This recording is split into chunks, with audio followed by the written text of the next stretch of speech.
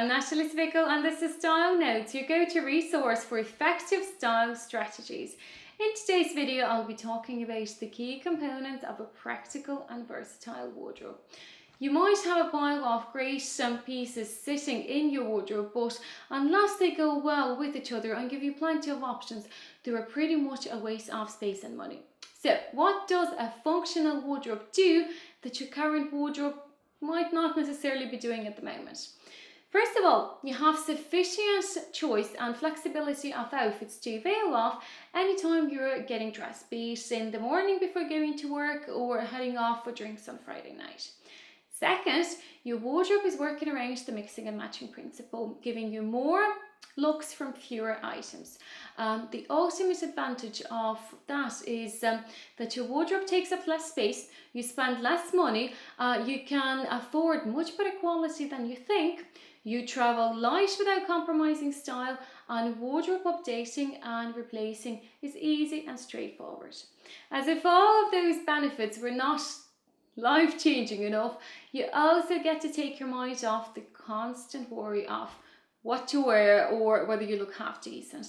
Not to mention, of course, tons of compliments and the overwhelming feeling of content for solving what is probably one of the biggest dilemmas in any woman's life. If that wasn't the best pitch for the perfect wardrobe, I don't know what is then. But the point is, the benefits of striving for the functional wardrobe by far outweigh the effort. It can be quite a winder out trying to get to that point, and the transformation probably won't happen overnight. But if you stick with that vision, looking great consistently and effortlessly will become your reality. So, what are the key components of a functional wardrobe?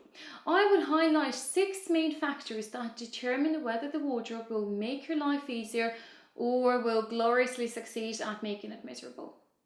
So, in order to be able to mix and match, your wardrobe needs to have a consistent colour palette. That means that most of the colours that in your wardrobe need to be thought through and effortlessly complement each other. It is important that you have 3 groups of colours represented in your wardrobe: darks, neutrals and brights. Obviously, for summer wardrobes, the ratio of darks versus neutrals and brights will be lower, while for winter wardrobe, you might want to raise the proportion of dark colours and reduce the percentage of bright ones. However, there is no one specific formula when it comes to ratios between these 3 groups, but it is very, very important that they're balanced out in a way that actually suits your particular lifestyle and your particular wardrobe needs. But to give you an example, for autumn winter wardrobes, I tend to allocate about 60% of the wardrobe for darks, 20% for neutrals and 20% for brights. For summer wardrobes, I allocate about 40% of the overall colour palette to neutrals, approximately 40% to brights, and the remainder then goes to darks, but probably in their softer versions to cater for the season. Of course, these numbers are significantly influenced by the person's colouring and style preferences and a variety of other factors. For example, not everyone likes bright or light colours, so that can affect the colour palette of the summer wardrobe. But the proportions I've just given you are a good middle of the road kind of average. Staying consistent with your palette means that you don't bring in too many colours, but rather work with a variety of shades that are already present in your wardrobe. So you're adding on colours to the colour families that you have present. I'm going to give you an example now just to demonstrate how this could work, but I'm going to give you different proportions. So for example, if you take 3 dark colours, like let's say navy, teal and plum, and then add about 3 neutral colours to them, like let's say cream, blush and light grey, and then top them off with 2 or 3 bright colours like for example ocean blue and fuchsia, that kind of a palette could give you a great foundation to get started. Staying consistent with that palette means that any colours you're adding to it are perfect companions to the before mentioned colours. Of course, it doesn't mean that your wardrobe will now consist only of about 8 or 9 colours.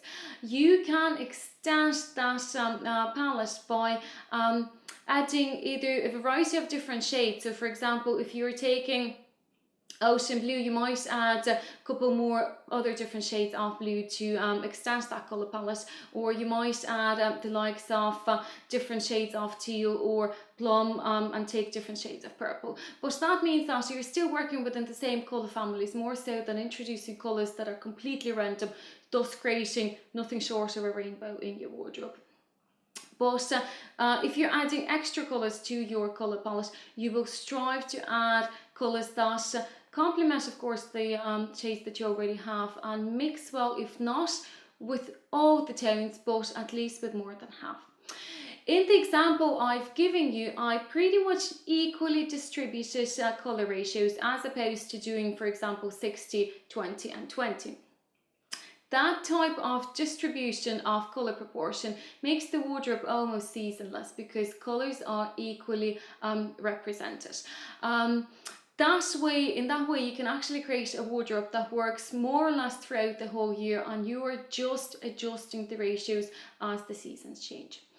I hope that this is making sense. If it's not, don't worry about it. Colour is actually a huge topic, and there is no way it can be covered in a few minutes, and not even a few hours. But I will actually try to make sure that I do follow-up videos that will cover that in more detail. But that quick overview should give you an idea of how colour consistency works in the wardrobe colour palette. The next component of a functional wardrobe is the right ratio of clothes versus your lifestyle. By the way, are you starting to notice the pattern? Practical wardrobe has nothing to do with trends or even creativity as such, but more to do with having the right structure, the right proportions and ratios. The ability to turn to your wardrobe and have ready to use options is very much based on your understanding of your lifestyle needs and reflecting them in your clothes. So one of the most common issues that upsets the whole wardrobe is not having the right balance between different sections of the wardrobe. What that means is, if you work full-time, your wardrobe needs to reflect that. If you are a stay-at-home mom, having the most spectacular going out occasion wardrobe will do nothing for you, simply because that's not what your lifestyle needs. So whenever you're dealing with lifestyle versus wardrobe contents, you need to carefully analyze what's happening in your life and what's happening in your wardrobe, and then see if you are actually cutting any corners somewhere within your wardrobe, and whether some of the areas of your wardrobe are underdeveloped and underrepresented. Another key factor to a functional wardrobe is the presence of a solid foundation. What is the foundation of a wardrobe? It is your basic core wardrobe that consists of carefully thought through pieces that complement and support your main colour palette and lifestyle. I call them the superheroes of the wardrobe, simply because they are the hard-working horses that provide invaluable support for your main wardrobe. There are plenty of lists out there for wardrobe must-haves, and every single blog and magazine has done something in regards to the basic wardrobe. But what you need to understand is that your foundation wardrobe is not a rigid list, and it depends solely on your lifestyle and style preferences. Also, it is not by any means a separate wardrobe entity. It is more like a support network for your main wardrobe, almost like a blank canvas on top of which you're building the rest of your wardrobe. And these pieces can typically easily transition between your work and, let's say, weekend wardrobes. Because this is the base, the foundation of your wardrobe, this is one place where I wouldn't recommend cutting corners. Typically these items are in a regular rotation, and they need to have the durability to last and serve for at least a few seasons. Without the reliable basics in your wardrobe, it is very difficult to create a fully functional wardrobe, and it is definitely one of the most important factors to address in your wardrobe. But I will make sure to do follow up in-depth video about it at a later stage. Another ingredient of any good functional wardrobe is actually your personal touch. One of the most common complaints I hear from my clients is that it almost feels like they've lost their sense of identity and feel like they have no style as such. They keep buying new things, not because they're shopaholics, but because they're not in love with their wardrobe. But how can you be excited by your wardrobe if its contents don't feel like they represent your style and personality? There is a huge difference between fashion and style, and only by injecting your personal style into your wardrobe will you get a wardrobe that feels truly like an extension of your personality. This is the kind of a wardrobe you'll be reaching out to with excitement rather than escaping it by shopping more. So rather than shopping for the sense of novelty, chasing trends, copying celeb looks, or I don't know, envying your friends' wardrobes, take time to figure out what is the essence of your style, what your personal signature look is about. So do you have looks that you just effortlessly feel great in whenever you put them on? Do you have a particular like of certain colors, looks, details, etc.? You will only get a functional wardrobe if its contents make you feel like the best version of yourself. Whenever you put them on, you just ultimately feel great. So for example, if you look at some celebrities, you will notice that the ones whose style is admired the most are admired for how they put their stamp on any look they wear. So having that element of excitement about your clothes, feeling wow in whatever you put on, whatever it is that you're pulling out of your wardrobe, is what will make you go directly to your wardrobe whenever an occasion comes up, rather than dashing out and buying something on the spur of the moment. So don't be settling for this will do kind of outfits. Don't be blindly following trends or making yourself look like someone else. But instead, take some time to do some soul searching, discover the aesthetics you're attracted to the most, and then boil it all down to specific elements that you can consistently incorporate into your wardrobe. The fifth ingredient that you will need for a functional and reliable wardrobe is actually the quality that lasts. There is no point in investing all this time and effort into trying to make your wardrobe work perfectly if you have to replace its contents on a regular basis. And by regular, I mean every season. The problem is you can have the nicest color palette, you can have the best fitting pieces, but the minute they start to look tired, your whole look is affected by it. You can't look chic and polished if even one component of your outfit is looking worn out. Good quality fabrics tend to last much longer and in general tend to look better, so it is well worth the investment. I am in no way implying that you should be buying designer stuff. All I'm saying is try to buy the best quality you can afford. And now the last but not least, a functional wardrobe is practical and versatile thanks to the diversity created by accessories. If accessorizing is not part of your daily styling routine, you are missing out on a huge potential. Accessories like scarves, bags, shoes, jewelry is what makes a wardrobe built on quality rather than quantity. It literally gives us the transformational power of nothing short of a chameleon.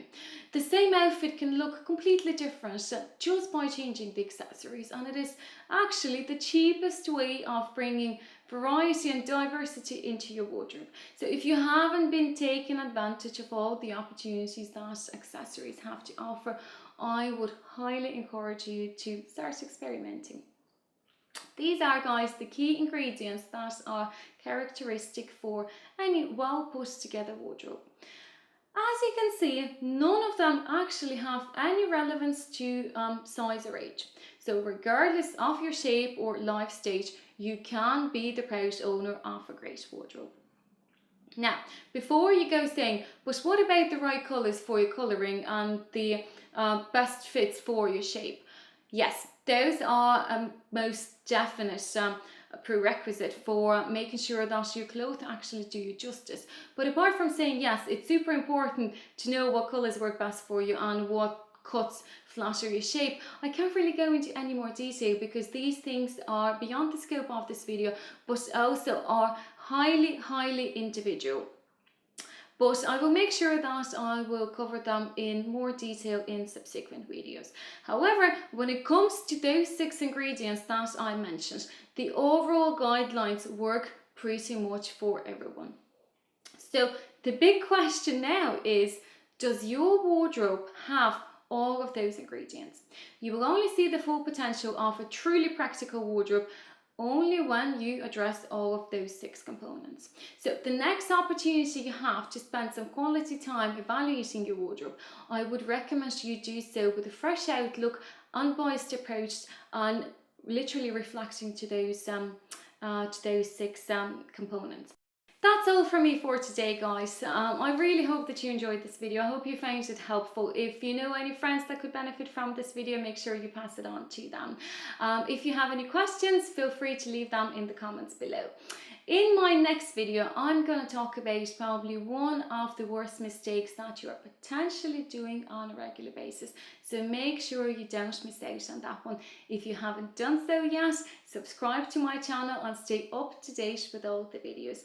That's all from me for today. Thank you so much for your time. I hope you enjoyed it. I will see you again very soon. Bye.